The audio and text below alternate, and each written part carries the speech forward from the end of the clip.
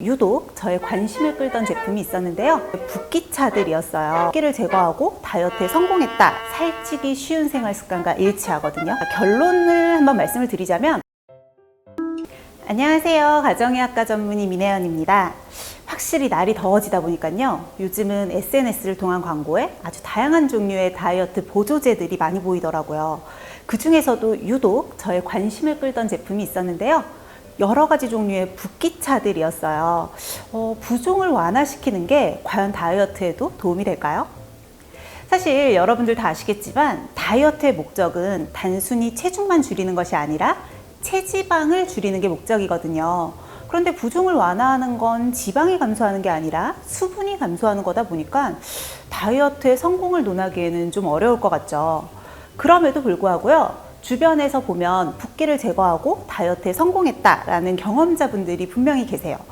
단순히 부종 개선만으론 다이어트에 도움이 되지 않는다고 하더라도 부종이 잘 생기지 않는 몸으로 만드는 건 다이어트에 도움이 될 수가 있거든요.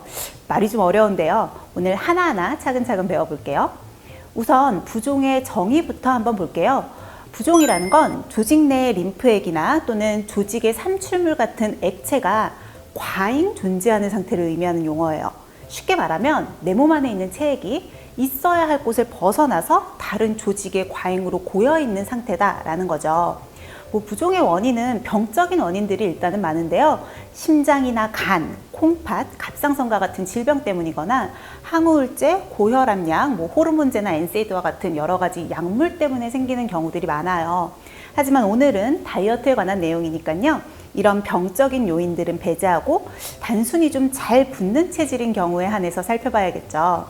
질병이 없는 건강한 사람이 자주 붓는다면 주로는 식습관이나 생활습관에 문제가 있을 가능성이 높고요. 또 이런 생활습관은 살찌기 쉬운 생활습관과 일치하거든요. 일단 부종으로 좀 고민하시는 분들을 살펴보면 남성분들보다는 주로 여성분들이 많으세요. 사실 여성분들, 특히 가임계 여성분들은 이 월경주기와 관련한 부종이 생기기가 쉽거든요. 이렇게 월경주기와 관련해서 생기는 부종을 월경전 부종이라고 하고요. 과도한 에스트로겐 자극 때문에 2차적으로 나트륨과 수분의 저류가 생겨서 부종이 생기는 거죠. 사실 이 월경전 부종은 단순 부종 이외에도 다양한 증상을 동반하거든요. 그래서 이런 불편감이 지나치게 심하다면 호르몬제를 복용해서 생리주기도 좀 조절하고 그로 인한 증상을 경감시키기도 합니다.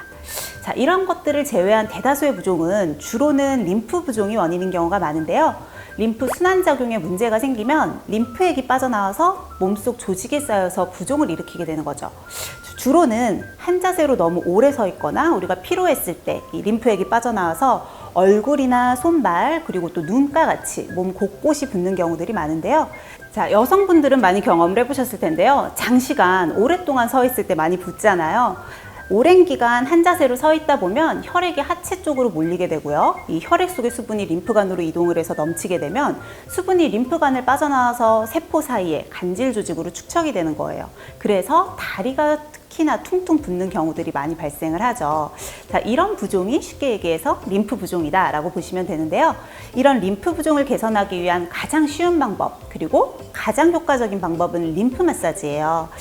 림프가 많이 모여있는, 특히나 이 림프를 거쳐가는 림프절이 많이 위치한 부분들을 마사지해 주는 건데요.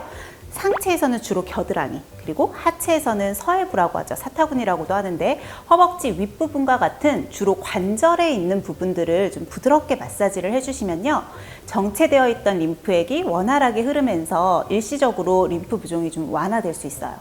다만 이 림프 부종 마사지법을 가끔 너무 세게 하시는 분들도 계시거든요. 근데 림프는 아주 작은 자극에도 잘 흐르기 때문에 너무 세게 문지르면 오히려 이 림프에 자극을 줘서 부종이 더 심해지실 수도 있어요. 최대한 부드럽게 마사지 하시는 게 팁입니다. 자, 붓는 분들 중에서요, 특히 아침에 일어났을 때 많이 붓는 분들은 한 번쯤은 식습관을 체크해 보시는 것이 좋은데요. 너무 짜고 기름진 음식을 좋아하지는 않으시는지, 특히 야식을 좋아하거나 너무 늦게 식사하시는 습관이 있으시다면 이런 습관은 반드시 개선을 하시는 게 좋고요. 아침에 일어났는데 너무 많이 부었다. 간단한 스트레칭과 유산소 운동이 특히 도움이 될 수가 있습니다. 일과 중에 아침보다는 저녁에 더 많이 붓는 분들도 계신데요. 저녁에 많이 붓는 분들은 일과 중에 생활 습관을 개선하시는 것이 좋겠죠. 일단 한 자세로 너무 오래 있는 게 가장 나쁜 습관이에요. 그래서 중간중간 자주 움직여 주시는 게 좋은데요. 휴식을 취할 때는 심리적, 신체적인 안정도 중요해요. 이때 신체적 안정이라는 게 뭐냐면 만약에 공간이 된다면 다리를 심장보다 좀 높게 두는 거예요. 그래서 중력 방향으로 혈액이 흐르도록 해서 하체의 부종을 좀 예방할 수가 있거든요. 또 손이나 팔 이런 곳에 부종의 징후가 좀 많이 나타난다. 반지 사이즈가 저녁만 되면 이렇게 꽉 낀다 이러시는 분들은 주먹을 좀 쥐었다 폈다 반복하시는 것도 좋고요. 전반적으로 이렇게 팔을 좀 올려서 중력 방향으로 심장 방향으로 혈액이 내려갈 수 있도록 하는 가벼운 스트레칭 같은 것들을 갖는 습관을 가지시면 좋을 것 같아요. 저녁에 다리가 붓는 분들이 제일 많으신 것 같은데요. 저녁에 이렇게 다리가 특히 많이 붓는다면 종아리 근육을 단련하는 것이 도움이 될 수가 있어요. 그래서 단순히 붓기를 바로 빼기 위한 유산소 운동뿐만 아니라 가벼운 하체 근력 운동을 병행해 주시는 것이 더 좋겠죠.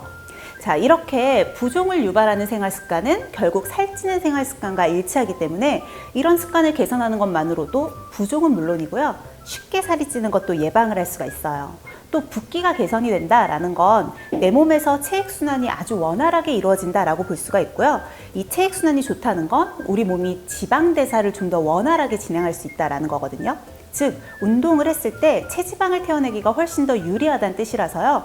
운동 효과도 2배, 3배, 그리고 살이 잘 찌지 않는 체질이 될 수도 있다는 거죠. 그래서 다이어트를 하시는 분들은 부종이 같이 동반이 되어 있다면 지방을 효과적으로 태워내기 위해서라도 이 부종을 줄여주는 것이 도움이 될 수가 있어요. 자, 결론을 한번 말씀을 드리자면 이뇨제나 붓기차 같은 걸로 단순히 일시적인 부종을 빼는 건 다이어트에 큰 도움이 되지 않지만 근본적으로 부종이 잘 생기지 않는 몸 컨디션을 만드는 건 도움이 된다라고 정리하고 싶네요. 자, 다음 시간에는요. 이렇게 부종이 생기지 않는 몸 컨디션을 만들기 위해서 실제로 제가 진료실에 직접 두고 사용하는 소도구들을 소개해 드릴게요.